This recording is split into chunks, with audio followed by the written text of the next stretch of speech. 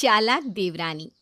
सुनंदा जी के दो बेटे थे। बड़े बेटे आलोक की पत्नी का नाम रत्ना था और छोटा बेटा अविनाश, जिसकी शादी अभी 2 महीने पहले ही हुई थी, उसकी पत्नी का नाम नैना था। सुनंदा जी के दोनों बेटे आलोक और अविनाश के बीच कुछ खास बनती नहीं थी। नैना जब शादी होकर इस घर में आई, उसके बाद भी दोनों भाइयों के परिवार में आपस में मन मुटाव चल ही रहा था। देवरानी जेठानी आपस में ठीक से बात भी नहीं करती थी और ना ही आलोक और अविनाश एक दूसरे से कुछ खास बात किया करते थे। सुनंदा जी अपने दोनों बेटों की तरफदारी करती थी, कभी बड़े बेटे आलोक की और कभी छोटे बेटे अविनाश की। लेकिन नैना के दिमाग में कुछ और ही चल रहा था। अरे रत्ना बहू, खाना बना के नहीं? मम्मी जी बस अभी 15 मिनट और लग जाएंगे, मैं जल्दी से बना रही हूँ खाना। सुना मम्मी आपने? भाभी को पता है कि मुझे इस वक्त ऑफिस जाना होता है, लेकिन फिर भी वो जानबूझकर रोज खाना देर से ही बनाती है। तुम्हारी बड़ी भाभी है, थोड़ा तो बात करते वक्त शर्म लिहाज क्या करो।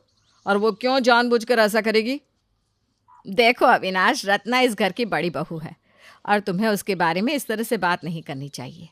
तुम उसके देवर हो, इस नाते तुम्हें अपनी भाभी का सम्मान करना चाहिए। मुझे तो भाभी का सम्मान करना चाहिए, लेकिन भाभी को भी तो टाइम का ख्याल रखना चाहिए कि नहीं मम्मी? देवर जी, अगर इतना ही वक्त पर खाना चाहिए तो अपनी बीवी को क्यों नहीं बोल देते? वो तो आराम से अपने कमरे में सो रही है। कम से कम मैं आपके लिए खाना तो बना रही हूँ। सुबह का खाना बनाने की जिम्मेदारी आपकी है ना भाभी, इसलिए मैं अपनी बीवी को नहीं बोल रहा हूँ, वरना नैना तो इतना अच्छा खाना बनाती है कि आपको ज़रूरत ही नहीं पड़ेगी। इतने सालों से तो भाभी के हाथ का खाना खा रहे हैं आप, अब अचानक बीवी आ गई तो उसके हाथ का खाना अच्छा लगने लगा। देखो अविनाश, तुम इस तरह से रत्ना से बात मत करो बेटा। इतने सालों से उसी ने तो इस घर को संभाल रखा था। अविनाश, तुम मेरे छोटे भाई हो और इस नाते तुम्हें अपने भाई भाभी का थोड़ा तो रिस्पेक्ट करना चाहिए ना। अभी मेरे पास ना इन सब फालतू की बातों के लिए वक्त नहीं है, जा रहा हूँ मैं। अविनाश के जाने के बाद मम्मी, मुझे ऐसा क्यों लगता है कि अब हम दोनों भाइयों को अपनी रसोई भी अलग कर लेनी चाहिए। अरे ऐसा क्यों कह रहा है बेटा? इतनी जल्दी दोनों के घर अलग अलग हो जाएंगे तो परिवार बिखर जाएगा। तभी वहाँ पर नैना आती है। मम्मी, अगर भैया भाभी को अलग से अपने लिए खाना बनाना है तो इस पे परेशानी क्या है? परेशानी क्यों नहीं है? मेरा परिवार अभी से अलग हो जाएगा। मम्मी जी, आपको ऐसा लग रहा है कि परिवार अलग हो जाएगा, लेकिन मुझे ऐसा लगता है कि ऐसा होने से ना सब कुछ ठीक हो जाएगा। सब लोगों को अपनी अपनी ज़िंदगी आज़ादी से जीने को मिल जाएगी। इस पे प्रॉब्लम क्या है? सुना आपने मम्मी जी, आपकी छोटी बहू तो अभी से सबको अलग करना चाहती है। एक मिनट रत्ना बहू, मुझे लगता है कि नैना ठीक कह रही है। वैसे भी रोज़ रोज़ के झगड़ों से तो बेहतर होगा कि तुम दोनों बहुएं अपने अपने पतियों के लिए अलग से खाना बनाओ। लेकिन मम्मी जी, अभी कुछ देर पहले तो आपने कहा था कि आप अपने दोनों बेटों को अलग होते हुए नहीं देख सकती। पहले आप तो क्लियर हो जाइए कि आखिर आप चाहती क्या हैं। मैं तो बस तुम दोनों को ठीक से रहते हुए देखना चाहती हूँ। लेकिन मम्मी जी, कभी आप मेरी साइड लेती हैं, कभी नैना की। तो क्या करूँ, कभी तुम सही होती हो, कभी नैना सही होती है। अब जो सही होगा मैं तो उसी की तरफदारी करूँगी ना। इतना कहकर सुनंदा वहाँ से चली जाती है, लेकिन नैना के दिमाग में कुछ और ही चल रहा था। शाम के वक्त रत्ना ने अपना और आलोक का खाना बना लिया और नैना ने अपने और अविनाश के लिए खाना बनाया। सब लोगों के खाने का वक्त तो एक ही था, लेकिन कुछ दूरी पर बैठकर दोनों परिवार खाना खा रहे थे। सुनंदा जी इस वक्त नैना के साथ बैठकर खाना खा रही थी। मम्मी जी, आज तो मैंने मटर पनीर बनाया है और साथ में मखाने वाली खीर भी। क्या बात है नैना, तुम्हारे हाथ का खाना खा के तो मुंह में पानी आ जाता है। अब जल्दी से परोस दो भाई। मटर पनीर और मखाने की खीर तो मुझे भी बहुत पसंद है। उधर दूसरी तरफ आलोक ने अपनी पत्नी रत्ना से पूछा, तुमने खाने में क्या बनाया है रत्ना? अरे आप ही तो कहते हैं ना, शाम के वक्त आपको भारी खाना पसंद नहीं, तो मैंने लौकी की सब्जी और मूंग की दाल बनाई है। कमाल करती हो तुम भी। उधर नैना ने मटर पनीर और मखाने की खीर बनाई है और तुम लौकी की सब्जी मुझे खिला रही हो।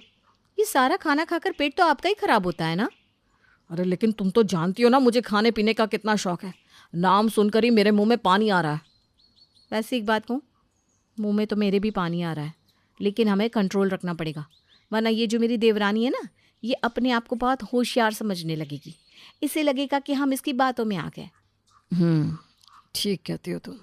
उसी वक्त नैना जानबूझकर अपने खाने की तारीफ करके जोर जोर से बोलना शुरू करती है। अरे वाह मम्मी जी, आज तो कमाल का मटर पनीर बना है। क्या कमाल की खुशबू आ रही है ना इसमें से। बना दी तो मैं पहले भी थी, लेकिन आज जो स्वाद आ रहा है ना भाई, उसका तो कहना ही क्या। बिल्कुल ठीक कह रही हो तुम। आज तो 5 स्टार होटल का खाना भी तुम्हारे हाथ के खाने के पीछे फीका पड़ जाए। बिल्कुल ठीक कहते हो नैना, आज सच में मज़ा आ गया। एक काम करो रत्ना, खाना ले जाकर कमरे में लगा दो, मैं खाना खा ही नहीं सकता। यही ठीक रहेगा, वरना ये नैना तो हमें चिढ़ा चिढ़ा कर ही मार डालेगी। अब तो मुझे लौकी की सब्जी में स्वाद ही नहीं आ रहा, जब से बार बार मटर पनीर सुन रही हूँ। आलोक और रत्ना वहाँ से उठकर अपने कमरे में चले जाते हैं और ये देखकर नैना मन ही मन खुश होती है। हाय, मेरा बड़ा बेटा यहाँ से उठकर चला गया। लगता है हमने गलत किया, हमें खाने की तारीफ नहीं करनी चाहिए थी। कैसी बात करती है आप मम्मी? अब मेरी पत्नी ने इतना अच्छा खाना बनाया तो उसकी तारीफ करना तो बनता है ना। इसमें भैया भाभी को नाराज़ क्यों होना चाहिए? अविनाश ठीक कह रहे हैं मम्मी जी, मैं तो अच्छा खाना बनाऊंगी। अब भैया भाभी को इसमें प्रॉब्लम होती है तो मैं क्या कर सकती हूँ? लेकिन आज घर में पहली बार ऐसा हुआ है जब दोनों भाई अलग अलग बैठकर खाना खा रहे हैं। भले ही बात नहीं करते थे, लेकिन खाना तो साथ में खाते थे ना। नैना की आंखों में उस वक्त चमक आ गई थी और चेहरे पर एक अलग ही चालाकी नजर आ रही थी। आखिर क्या चल रहा था नैना के मन में? क्या वो परिवार को एक साथ रखना चाहती थी या फिर हमेशा के लिए दूर कर देना चाहती थी? सुनंदा जी अपने दोनों बेटों के अलग होने से परेशान थी, लेकिन इस बात पर खुश थी कि अब भी रसोई और घर तो एक ही था, भले ही खाना अलग अलग बन रहा था। नैना सुबह सुबह सुनंदा जी के पास आती है। मम्मी जी, आपकी चाय और नाश्ता। अरे थैंक यू बहू, कितना ख्याल रखती है तू मेरा। ख्याल तो मैं सबका रखती हूँ मम्मी जी, लेकिन कोई मुझे समझने की कोशिश करे तब ना। क्या बात है बेटा, सुबह सुबह क्यों परेशान हो रही है? किसने समझने की कोशिश नहीं की मेरी छोटी बहू को? अब देखिए ना मम्मी जी, कल आपको कितना बुरा लग रहा था जब भैया और भाभी साथ में खाना खाते खाते उठकर अपने कमरे में चले गए थे। लेकिन उसमें हमारी ही तो गलती थी ना, हमें उन्हें इस तरह चिढ़ाना नहीं चाहिए था। मम्मी जी, हम उन्हें चिढ़ाने की कोशिश नहीं कर रहे थे, बल्कि आप और अविनाश तो मेरे बनाए हुए खाने की तारीफ कर रहे थे। लेकिन उन्हें इसी बात का तो बुरा लग गया ना बहू। मुझे तो रात भर नींद नहीं आई। मेरे बच्चे ने पहली बार मुझसे दूर रहकर खाना खाया। लेकिन आज से ना आपको इसके बारे में परेशान होने की ज़रूरत नहीं है। क्यों, ऐसा क्या हो गया? तुमने रत्ना से बात की? वो साथ में खाना बनाने और खाने को तैयार हो गई क्या? नहीं मम्मी जी, ऐसा करने से तो दूरियां और ज़्यादा बढ़ जाएंगी। मैंने तो कोई और ही तरीका सोचा है। कोई और तरीका? कैसा तरीका बहू? बताओ तो ज़रा, क्या करने की कोशिश कर रही हो तुम? मम्मी जी, मैंने ना एक डाइनिंग टेबल ऑर्डर कर दी है, बस शाम को आ जाएगी। उसके बाद आप बस इतना कह देना कि घर के सब लोगों को खाना डाइनिंग टेबल पर ही खाना है।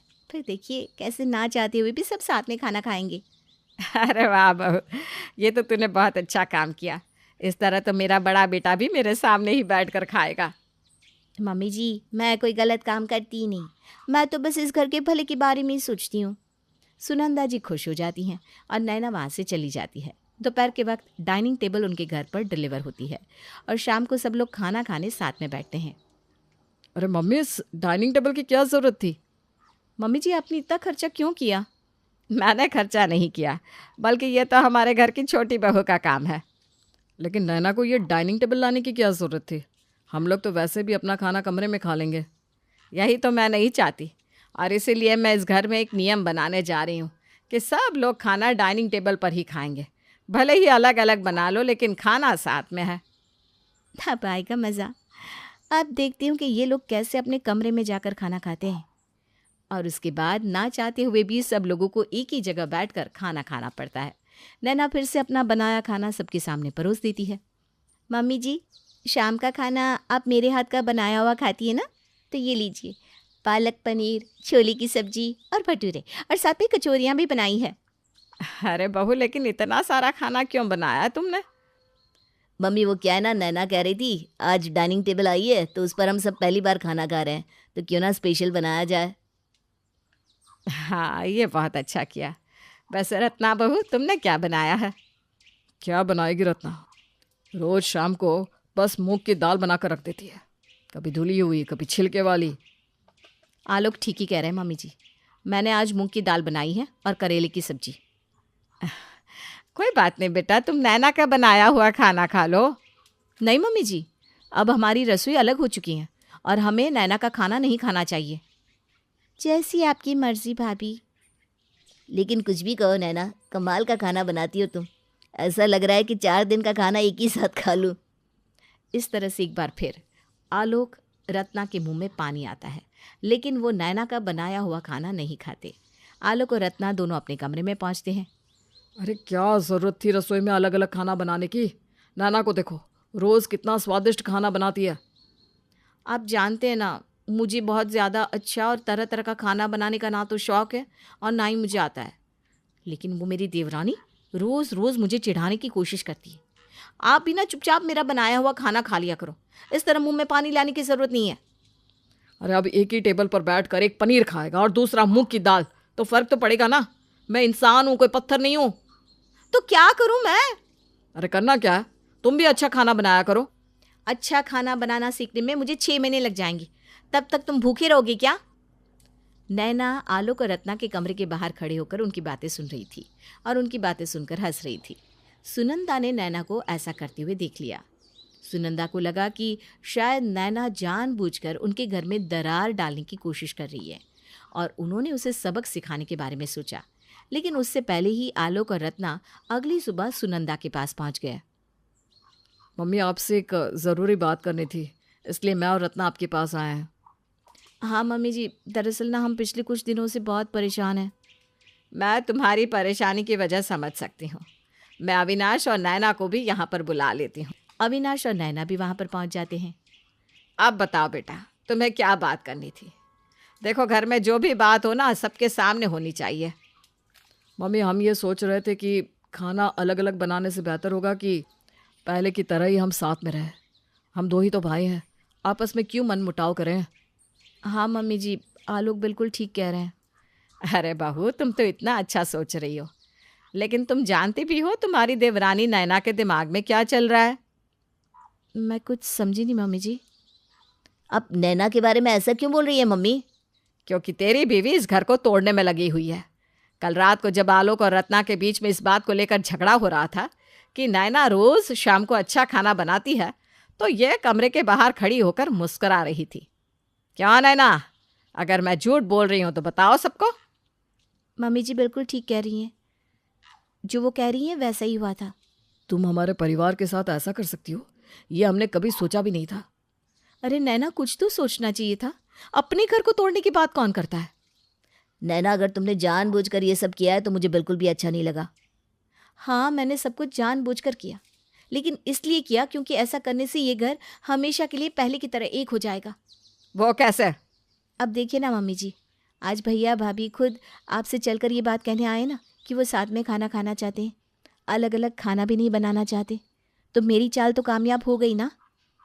तो इसका मतलब तुमने ये सब कुछ सबको साथ लाने के लिए किया था? हाँ मम्मी जी, मैं चालाक भले ही हूँ, लेकिन इस घर को जोड़ने के लिए, तोड़ने के लिए नहीं। नैना की बात सुनकर सब लोग खुश हो जाते हैं और फिर से खुशी खुशी साथ में रहने लगते हैं।